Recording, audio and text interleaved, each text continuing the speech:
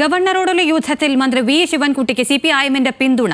ശിവൻകുട്ടിയുടേത് മതേതര പാരമ്പര്യം ഉയർത്തിപ്പിടിക്കുന്ന ശരിയായ നിലപാടെന്ന് സിപിഐഎം സംസ്ഥാന സെക്രട്ടറി എം വി ഗോവിന്ദൻ. സർക്കാർ പരിപാടികളിൽ മതചിഹ്നങ്ങൾ പാടില്ല.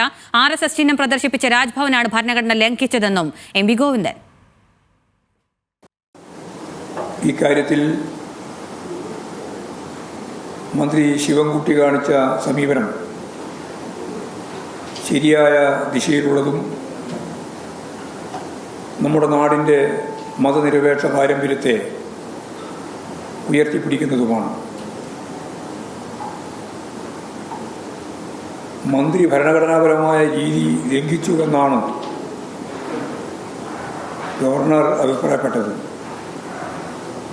ഇക്കാര്യത്തിൽ ഔദ്യോഗിക ചടങ്ങിൽ RSS ചിഹ്നം പ്രദർശിപ്പിച്ച